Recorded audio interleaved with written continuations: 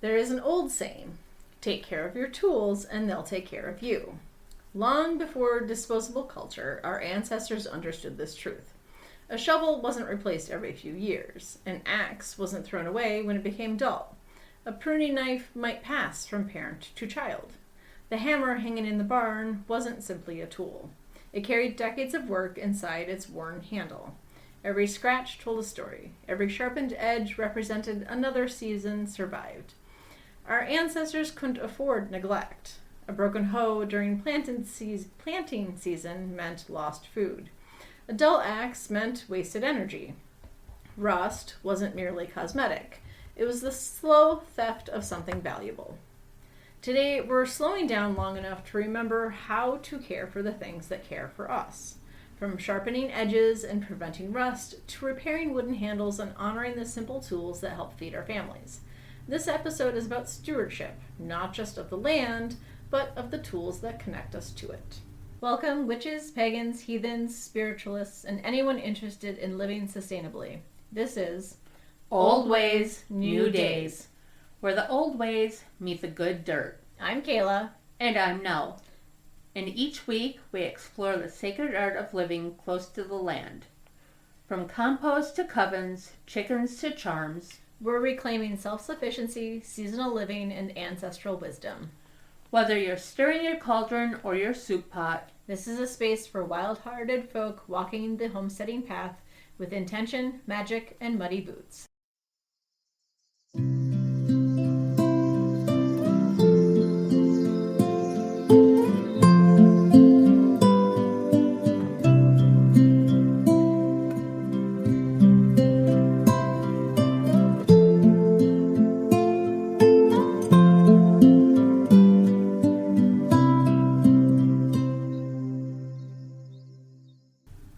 Welcome back, Nell. how's it going, Kayla? That's good. So I had to prop up my tomato plants because they were, Drooping? drooping and Getting heavy? getting really heavy. So I nipped off some of excess branches so that their airflow could get in there, and unfortunately knocked a green tomato. So I didn't have to worry about that? No, No. I had to move my tomato plants to my deck. over the deer. The deer launched on them. I should give you some of my onions, or you can just break off some onion heads because the deer don't like onions. Well, and they were leaving them alone up until I looked at them one day. And, I was like, oh, you're doing good, because I planted marigolds in them. Oh, yeah. Well, deer don't care about marigolds. Well, they don't like the smell. Supposedly. Clearly, they But just... they left them alone for the longest time. Yeah. And then, yeah. So I had to... Chomp. I know. But they didn't chop them all the way down. They just chomped, like, the top Okay. a little bit. So they did some pruning for you. They did some pruning for me, but I don't have any buds on it. Oh. Yeah, no, I have probably a good handful of tiny green tomatoes, and in my process of fixing and staking them upright and giving them support, I knocked one off. So I don't know if it'll ripen on this counter. No. Yeah. So Because it still needs to grow some. it did. It's smaller than an egg, but larger than a grape. So Yeah, it still needs to grow. yeah. It's not a cherry tomato. No, they are not cherry tomatoes. They aren't beefsteak either. I forget what kind I got. They aren't Romas. It's just some generic round tomato. You're weird. I know. I didn't pay attention. Random seeds that she just throws. Okay, let's see what I grow. I know. It's gonna be a cross between a cucumber and a tomato and a squash. Be like as the South Park episode where they made tobacco. Yeah. Tomato tobaccos. Tomato! I'm not growing tomatoes. No, please don't. All right, so we're talking about tools because tools matter. Yes, they do, in more ways than one. Yeah. So, modern society often teaches us to replace. The old ways taught us to repair. Every well-maintained tool saves money, time, physical effort, materials, frustration. Sharp hoe cuts weeds effortlessly. A sharp pair of pruners make clean cuts that help plants heal. A sharp axe splits wood instead of bouncing dangerously. Maintenance isn't extra work, it's part of the work. And a lot of people, I think, forget that. This one's dull. Yeah. So your biggest enemy with your tools is rust. Steel loves oxygen. Add moisture and rust begins. What? No way. I know. One of the oldest tricks for protecting hand tools is surprisingly simple. A bucket, some sand, and some oil. Many farmers kept a 5-gallon bucket filled with clean sand mixed lightly with boiled linseed oil or a light machine oil. You want to avoid using oily rags carelessly, as linseed oil-soaked rags can spontaneously combust if left crumpled. So don't do that. Oh, that sounds like fun. Yeah, dry them flat or dispose of them safely. So, little safety note there. Sounds like fun. I know. After using a shovel, trowel, or cultivator, or any metal clipper or anything, you want to brush off any loose soil, push the metal several times into the sand. The sand gently scrubs away remaining dirt. The oil leaves behind a thin protective coating that helps reduce rust. It's inexpensive, it takes seconds, and it works remarkably well. Another important habit, never put tools away wet. Even morning dew can begin the corrosion process. Yes, it can. Your tools deserve the same attention your cast iron skillet receives. After gardening, remove mud, remove sap, remove plant residue. For sticky tree sap, a little mineral spirits or rubbing alcohol on a rag can help clean the blade. Wash afterwards if appropriate and apply a light protective oil. Dry completely, then oil lightly. Even 30 seconds of care dramatically extends a tool's life. Now they just need to make a hand trowel that doesn't bend and snap. Do you bend and snap? Yeah, there's a lot of things. Tools nowadays, though, are so cheaply made. And yet so expensive. Yes. Which is why you want to take care of the ones that are good. Especially from generations before you. Right. You have your grandpa's old farm tools? Keep them. Yeah, keep them and take good care of them. So one of the biggest misconceptions is that every edge should be razor sharp. Different tools require different edges. Most hoes should have a sharp working edge. A mill-blasted file is usually all that's needed. Follow the existing bevel, that's where the metal goes from straight to pointed. Push the file in one direction. Lift it on the return stroke. Avoid sawing back and forth.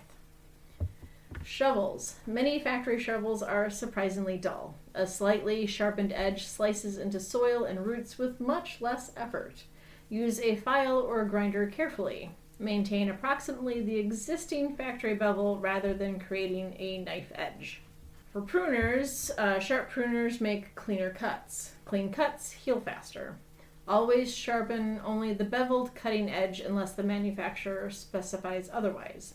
After sharpening, wipe clean, oil the pivot, check the tension. Axes require a balance. Too thin an edge chips. Too thick wastes energy. A file works well for routine maintenance. You want to finish with a sharpening stone if desired. Never overheat an axe on a power grinder. Heat can ruin the temper of the steel. Knives such as your kitchen knives, a harvesting knife, a hori-hori knife, which I think is like a curved knife, pocket knives, and regular honing keeps an edge aligned, while periodic sharpening removes metal to restore the edge. A sharp knife is actually safer than a dull one because it requires less force and is less likely to slip. We're going to care for the wooden handles. Wood is alive long after the tree is gone. It dries, shrinks, swells, cracks. Once or twice each year. Clean the handle. Lightly sand rough areas if needed. Apply boiled linseed oil, allow it to soak in, and wipe away the excess. The oil nourishes the wood and helps reduce drying and cracking. Inspect handles regularly for splinters, loose heads, or cracks. Replace damaged handles rather than risking injury. And nowadays it's pretty nice. You can just buy them with the pre-made screw end, so you can just rescrew into the head of whatever tool that you're using. So, of course, storage matters. Where you keep your tools matters almost as much as how you use them. Avoid leaving tools outside, which is my biggest issue. Oh, of course it is. I know. I do the same and then I get yelled at. Yeah. Put your stuff away! Resting metal directly on damp concrete for long periods, throwing everything in a pile. Instead, hang long-handled tools, keep edges protected, store in dry spaces. Good storage prevents accidents as well as corrosion.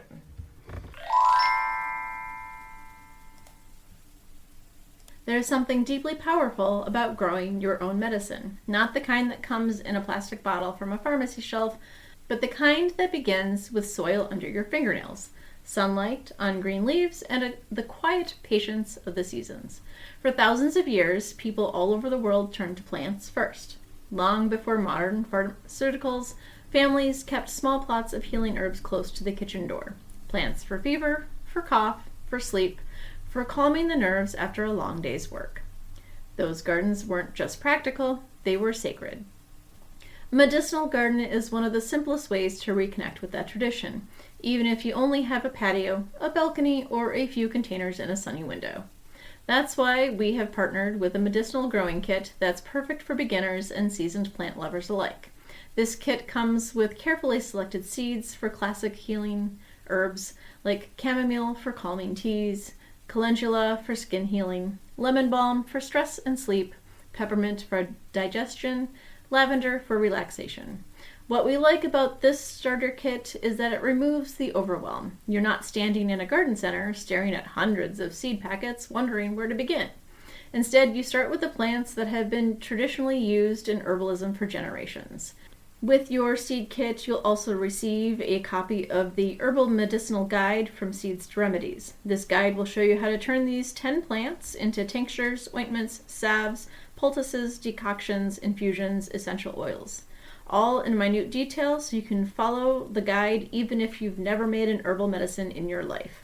And if you're someone who practices earth-based spirituality, herbal magic, or simply wants to reconnect with older ways of caring for yourself and your family, growing medicinal herbs can become part of your seasonal rituals. Planting seeds becomes intention, harvesting becomes gratitude, and every cup of tea carries a story from the soil to your hands. If you're interested in starting your own medicinal herb garden, check out the affiliate link in the show notes. Supporting the link also helps support the podcast and keeps episodes like this growing, because sometimes the most powerful medicine is the kind you grow yourself. Many homesteaders naturally slow down in late autumn. This is the perfect time for tool maintenance. Lay out every hand tool, clean them, sharpen them, oil the metal, condition the wood, repair what's needed repairing, and replace broken handles.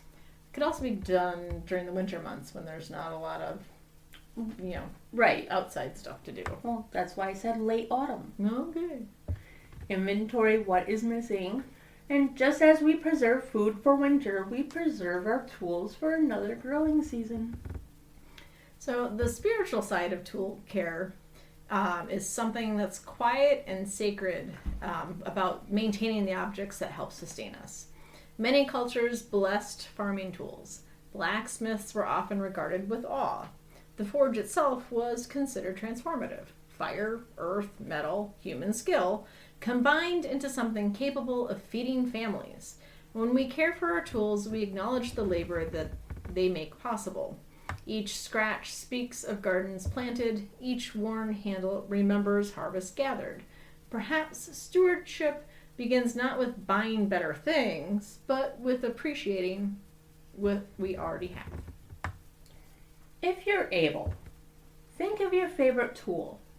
Perhaps it's your grandfather's hammer, a well-used trowel, an old pair of pruning shears. Imagine holding it. Notice the worn handle, the polished steel, the places your hands naturally rest. Think of everything this simple object has helped create. Meals, gardens, shelters, warm fires. Now silently offer gratitude. Not because the tool is magical, but because it represents the relationship between your effort and the living world.